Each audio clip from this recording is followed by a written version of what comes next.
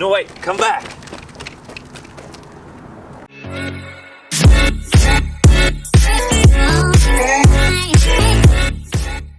What's going on, ladies and gentlemen? Welcome back to another video. In today's video, we're working back on the green Passat. Such a beautiful car. And you know what's today is super exciting because we're putting a new set of wheels on this, and it's another step that I'm procrastinating in installing the stereo and fixing the ABS. But to keep my mind off what happened last week, check out these. They're like a knockoff, but damn, these are gonna look absolutely fantastic on the car. So I can't wait to install them. Now, I already have the other side installed, I just have these two, because there's certain elements that we're gonna be putting into these wheels today to make sure they don't bend lugs or any kind of damage. And that, to do this job, we're gonna need obviously our 3-ton jack. We're gonna bring out the put a more negative offset on it with some, I believe these are 10 mil spacers. And the most important thing, hub-centric rings, which I will explain when we get the wheels off. But without further ado, let's jump straight into working on this Passat. I'm actually really stoked about these wheels.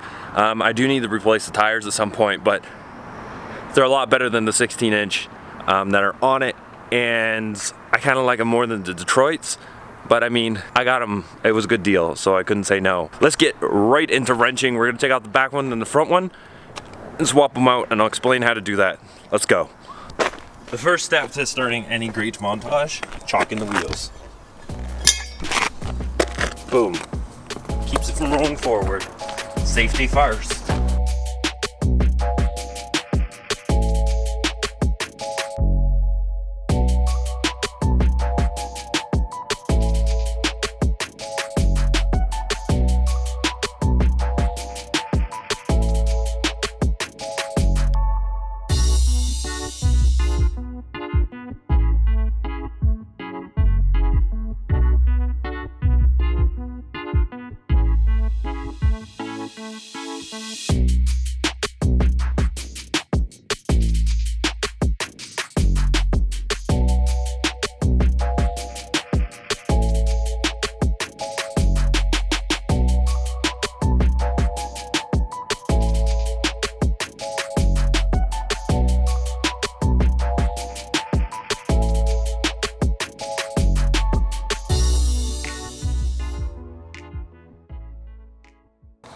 Now that the wheel's off, first of all, I can tell I definitely need to do brakes on this car just from all the rust and corrosion.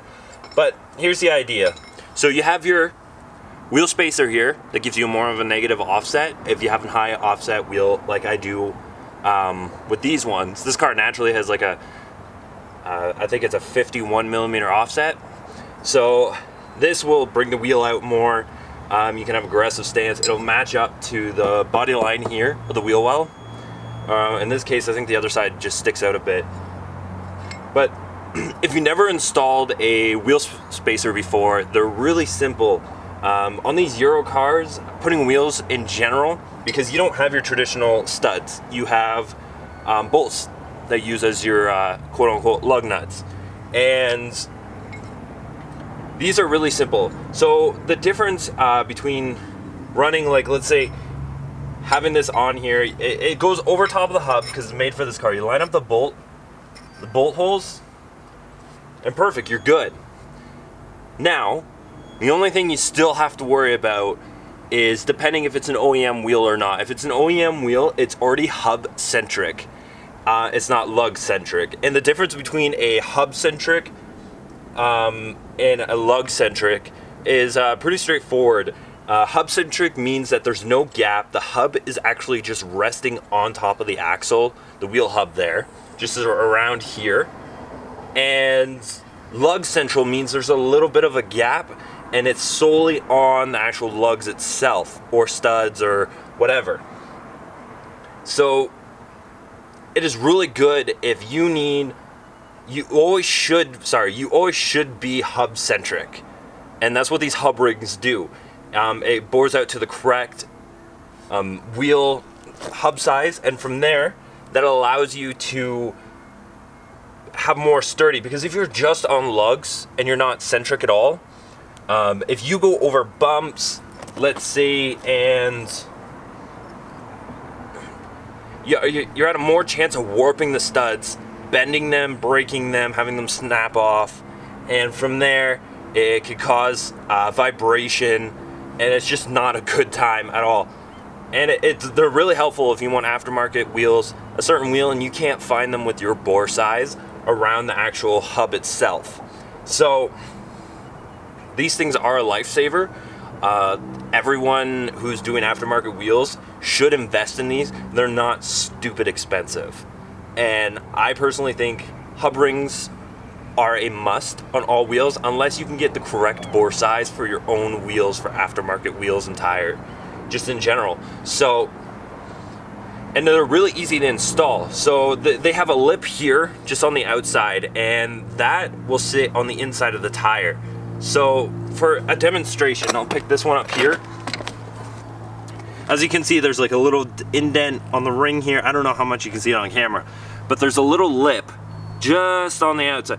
So when you install it, you always install the inwards, so it just sits flush. And I don't want to install it in the wheel. If I just put it over the hub, it fits perfectly. This one has no gap. I can turn it a little bit, but there is no actual like seeable gap on this. So that means taking this hub ring, now we become hub centric.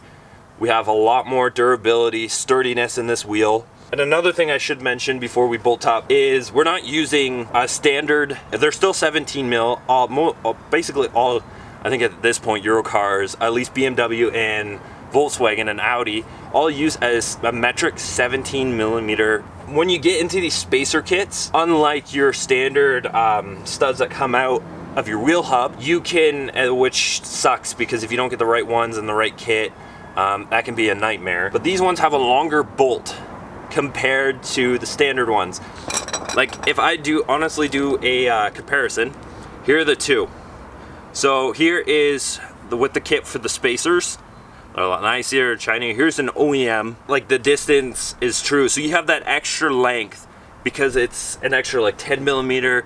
If you had a 20 millimeter, 25, 30 millimeter spacer, these would be even longer. So it's to add up the stress on this bolt, because if you just use this stud here and put it into the wheel hub, the bolt top, these would snap. They can't take the stress of the added weight of the spacer inside the threads. They're not in further enough. So when you go to a larger stud, you're actually balancing out the weight and the pressure onto the stud. And that's basically it for using a wheel spacer and a wheel hub. And I know if you guys have a problem or you struggle with the Euro wheels, I know a solution. You can buy a dowel, aftermarket, Amazon, pretty much anywhere, if you just search them, where it's just a bar that slides into one of the holes here for the threads. It doesn't wreck the threads, it just slides in and you can line up the wheel easier. It's less a headache. I know these wheels, on the Euro cars, they can be a pain in the ass to mount. So, and there's other ways you can do it. You can take screwdrivers. I don't recommend going the screwdriver, but for just showing real quick, I'll show you what I mean. But if you took a screwdriver, and this is going to be just 10 wheels here, I'm not going to do it this way, but you just stick it in here and with the wheel on, it'd line up. That way you can quickly mount it on top of the wheel hub, get it all ready, match it up, quickly put in one of the bolts. Yeah, that's pretty much it. Let's just jump straight back and get this wheel on, then we'll get the front one done as well.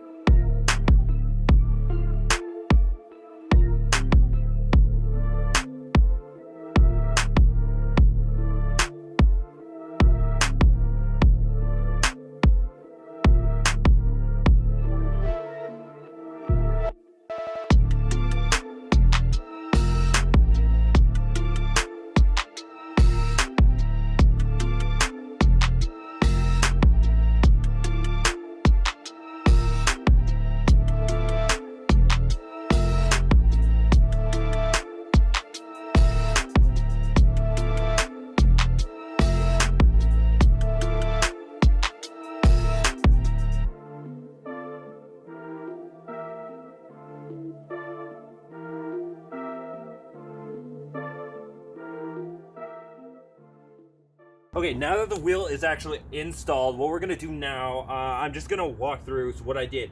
So every time that you bolt any kind of wheel, you always wanna do it in a star pattern. And the reason for this is because it just equally spreads out the applied pressure. If you went around in the circle, this wheel would definitely eventually sit properly and it wouldn't be equal. You'd probably get some vibration or something. It wouldn't be right. So when you equally go from side to side to side to side in a star pattern, it spreads out the surface equally and the wheel sits flush. Recommend doing that every time. Get in a habit of doing it when you're uninstalling the wheel and installing the wheel. It's a great habit to be in, and you should always have that habit. Another thing I'm going to recommend is pick yourself up a torque wrench like this OEM Tools one. You've probably seen in a couple videos now. This is awesome for the guys. I have an Amazon link down in the description to a torque wrench. I don't know if it's this one because it's for Amazon.com. .ca you can find this exact one. .com is a different one, but I found a torque wrench equally priced. I think this one's about $40 to $50. It's definitely a good starting price. So these ones are all torqued to 109 foot-pounds of torque, and these can be adjusted just here on this handle. There's a whole bunch of numbers and foot-pound of torque measurements. You just unscrew this one on the torque wrench down at the bottom, uncap it, and you can adjust it however you want. What you want to do is torque them down tight. Drive your vehicle for about 50 to 100 kilometers if you're in metric. So yeah, when it comes down to it, this task might seem like super daunting, especially when you're on the side of the road and you're like, oh my God, I don't know what to do. You should always have an emergency kit. It's the same thing with taking off a spare tire. Same steps. It is exactly the same steps. So if you're putting on an aftermarket wheel like I have on the Passat in the back there, or even changing it on the side of a road stop because you got a flat, it is all the same process. And it's one of those moments where you take a deep breath and get into the steps. Jack the car up under the jack points that are clearly labeled in your user manual if you can't find them. This one has little tabs that come out. Like, you'll have some vehicles that have this tab right here. Yeah, you just lift that jack point right in behind here that you can use to lift the car with safely. It doesn't wreck the frame, nothing. That is always something to look for, just like key features like that. And yeah, that's pretty much how you put it. So we're gonna put it on the front wheel, and then we're gonna take a look to see how much this car has actually changed. So let's jump into it.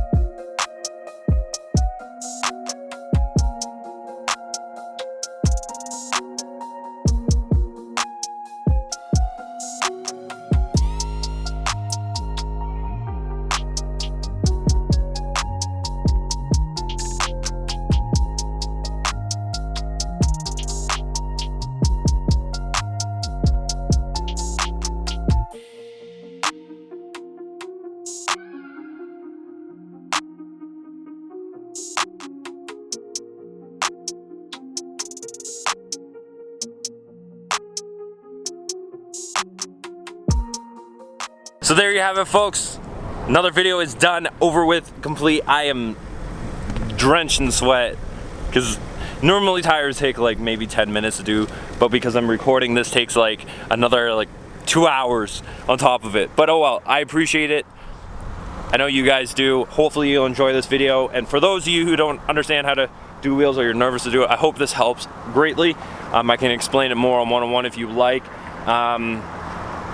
But if you're unsure, one of the things I do recommend before I go is make sure you check the air pressure in your tires with a tire reader or tire air meter or whatever before you put the wheels on and go for a drive, just to make sure you have the right air pressure in your tires. You don't blow a wheel doesn't break off a seat, you don't get a flat tire, nothing. It's just good. And if you're worried about how much PSI to put in, usually it's typically around 40 to 50 PSI. Most manufacturers have a label right here that lets you know all the information you need. This one doesn't. It tells you VIN number, your code, your options, blah, blah, blah. But then again, it also depends on the tires as well. Some tires you can't exceed 40, some you can exceed 50, or 40 going to 50. It all depends. Find out what's perfect for your vehicle, what's recommended. Visit dealerships as well. They'll help you out.